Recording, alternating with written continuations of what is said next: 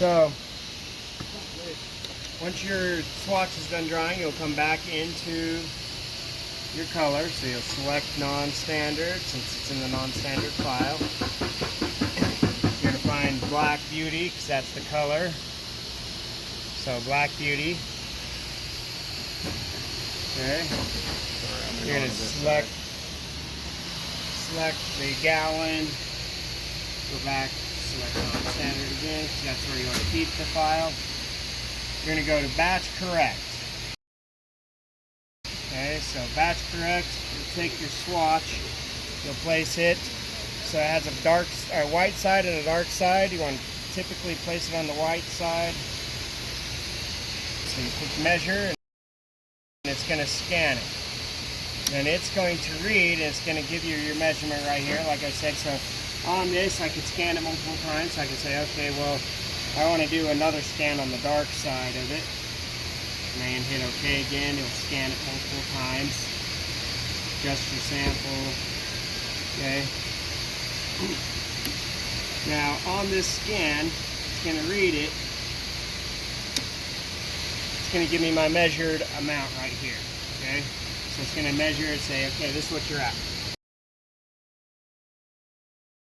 So if you look right here, these are your current deltas. So I'm at a 1.2, 1.4, 1.3.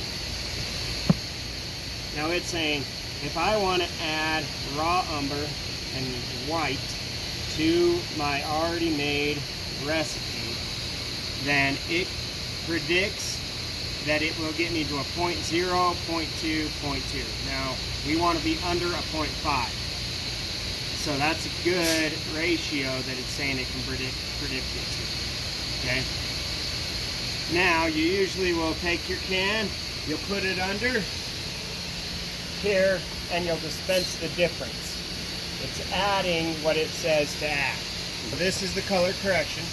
So you're processing it to change the color. Originally, if you look at this, it had 175.6 grams of the lamp black, 35 grams of the red oxide, which now it says it has 41,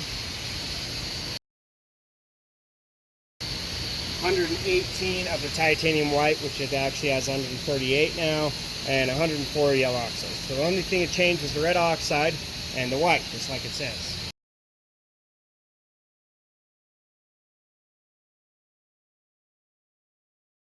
Alright, so you make your change, you'll dispense your difference. Okay, once you dispense your difference into your can, you're going to hit enter, which will keep this number and add it and give this new ratio.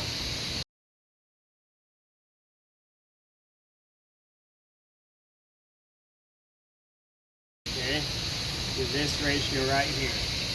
Now once that ratio is saved, this is where you'll see it, but you still haven't saved the recipe. So you're going to hit save color again. You want to re-verify. Usually you'll have correction 1. So that would have been my first correction, right? So I'd put correction 1. In example, I'd say, okay, correction 1, and then I'd hit save color. Okay. Now,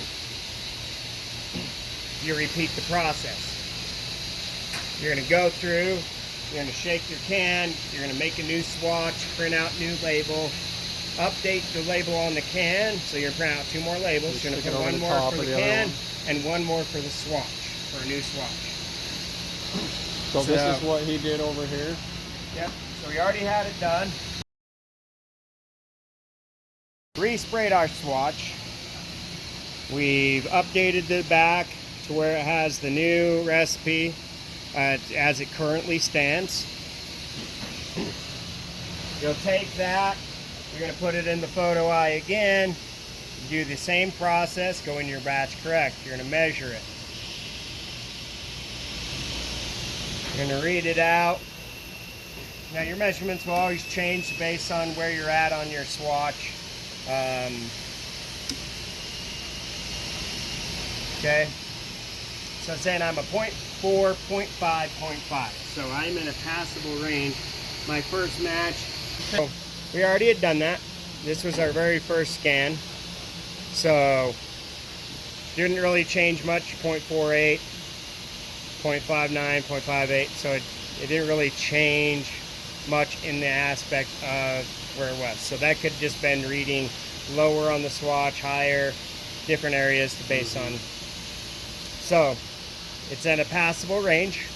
Once you're at a passable range, okay? Okay, and you're saying right here, because the fluorescent, because the daylight is good, even though that says 0.59, it's still a 0.5. Anything within past the the 0.5 is still 0.5. So it can be a 0.59, it's still 0.5. Okay. Even if it was a 0.7, we may want to correct it, but only as long as it's a doable correction.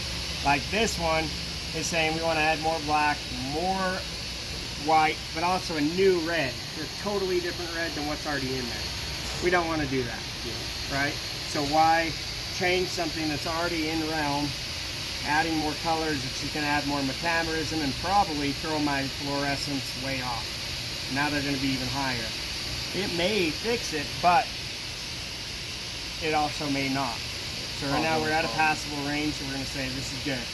This is not a very common color that we want to keep messing around with because we're going to see it constantly. So if it was more constant, I'd say, okay, let's see what we can do. Maybe take out that QR, see what we can go from there. I'm going to go through that process just to kind of show what that process looks like. So, an example, it wants me to put in QR down here. Okay? We have lamp black, red oxide, titanium white, and yellow in the paint mixture already. So we don't want to add QR. So what you're going to do is you're going to come up here to select tints. Okay? You're going to come in here, take out your QR. Okay? What usually happens, and I'll show you, is so you go, okay, I want to recalculate it. Now it's saying, oh, well, we can still get you a better paint color if you add QV. Well, that's just another red. We don't want to add another red. We want to not have those. So select tints again. Let's take out UO. Let's take out MR. Let's take out QV. We're going to leave red oxide because it can add more red. It's already in there. It already has yellow. It already has white. It already has lamp black. So we go, okay, let's try it with that and see what it gives me. Now it says, okay, not as good, but still a better passable range if you add a little more lamp black, a little bit red, and a little bit more white. So that is how you would go in and remove a color that it's adding. So you select your tint, make it so that it's an X on any color that you don't want to add, and then recalculate it. Oftentimes if you recalculate, it will give you a different color, saying, okay, well, why don't you add a blue or a green? And you, again, the less colorant you have to add, the better off the color and more stable the color is going to be. So if I wanted to correct it, I would correct it this way, dispense the difference, enter, save the formula, reprint some labels, go through the whole process, and go through the process again. Spray out a new swatch. And once that swatch is dry, check it, make sure it's in a passable range. Again, you're looking for these three numbers here, not these ones. These are the estimated prediction numbers. You want these numbers to be at 0.5 and under. If they are, again, like this, where it's a 0.5, that's still in a passable range. It's not a visually difference you will see. So you're good on that.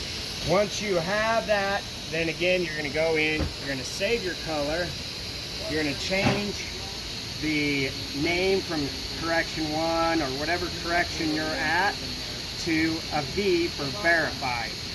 Okay? Then you just mark it as a verified, then you're going to save your color.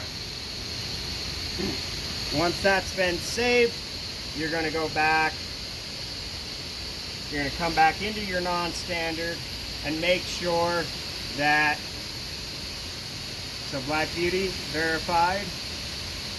A lot of times it'll have your corrections still in here, and you want to make sure it gets deleted so that it doesn't get accidentally used or messed up.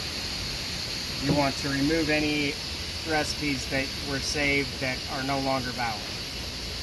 Once you've removed your recipes, and end it right there. Then you go back to your main menu. That color has been made and is now in the system. So after you have verified your deltas, you're going to take those numbers and you're going to write them on the card. So you have daylight, you have alternative, and you have fluorescence. Okay? So our daylight was at 0.39, our alternative was at 0.48, and our fluorescence was at 0.58. This is, of course, the first scan. And you want to make sure that those numbers are in passable range. And once they are, you'll write them on the card. The reason you want to write these on the card is so that you can check them at a later date and see how stable that color is. If I check it in 6 months and those numbers have changed more than a 0.3, that means my color is not as stable as I would like it to be. So that means if this goes to a 0.88, then it's still a passable range, but it's not very stable compared to what it's currently at. Same with these numbers. If it goes above a 0.3, then it means it's really not stable. And then of course if it goes down, so where it says a 0.23, that means it's got a better color match than what it was originally. And that's actually what we're looking for, is we want it to be closer to the original swatch. And so if it's going down, it's going to be closer. But if it goes down too far, then it may not be very stable against itself. So you want to keep an eye on both ends, making sure it's not going too low or too high, that the color itself is a consistent color. It means that when I spray a new swatch in 6 months, I should be close to having these same numbers. That's the other thing, is once you put your delta, you also want to put the day that you made that swatch. So today is 6/18, 19, right? 23. Okay.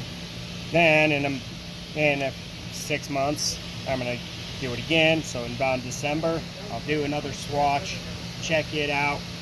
Really, I don't even have to do another swatch. I just got to rescan this one. Yeah. If I can rescan this and have those numbers still being really close to what they are, that means my color was stable and everything's looking good. If I scan this in 6 months and it's not in that range, that means I should do a correction, save my new correction, re-verify it, put it in with this swatch, because we're going to want to compare them against each other.